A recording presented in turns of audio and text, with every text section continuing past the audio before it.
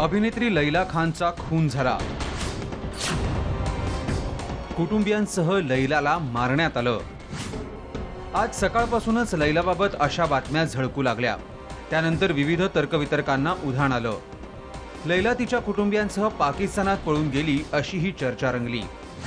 ही लैला म्हणजे राजेश खन्ना बरोबर वफा या चित्रपटात झळकलेली अभिनेत्री।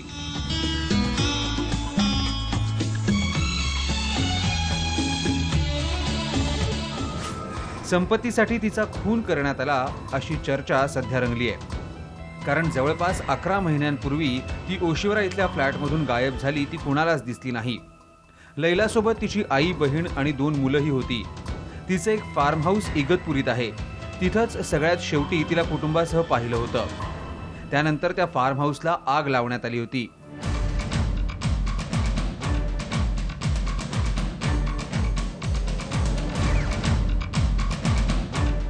लैलाच्या मालकीची गाडी काश्मीरमध्ये सापडली असून तिची हत्या करणाऱ्याला अटक करण्यात आल्याचंही बोललं जात आहे। त्यामुळे लैलाचं नेमकं काय झालं असा प्रश्न मुंबई पोलिसांना विचारला जातोय। ओशिवरा पोलिसांकडे लैलाच्या हरवण्याची तक्रार दाखल करण्यात आली होती।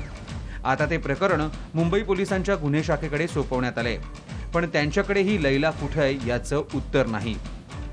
कोणाच्या रोलबद्दल काहीही माहिती झालेली नाहीये।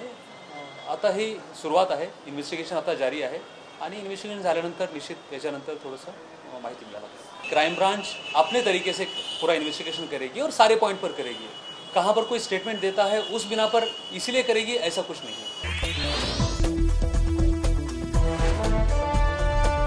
कुख्यात अंडरवर्ल्ड डॉन दाऊद इब्राहिमशी संबंध असल्याचा आरोपही लैलावर आहे। 13 जुलै 2011ला मुंबईत जे साखळी स्फोट झाले त्या प्रकरणीही लैलाकडे संशयाची सुई फिरली होती।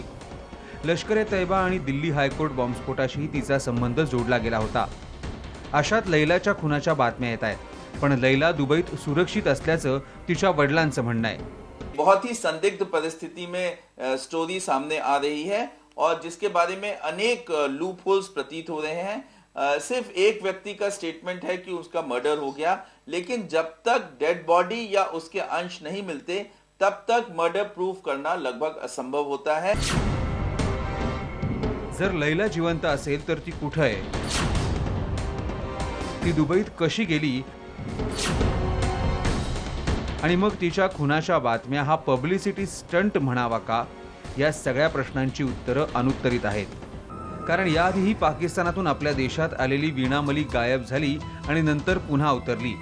लैलाच्या बाबतीतही असं होण्याची शक्यता पोलिसांना वाटतेय, पण त्यासाठी लैलाच्या गायब होण्यामागचं गूढ उलगडावं लागेल। महेश बागल, साम मराठी, मुंबई।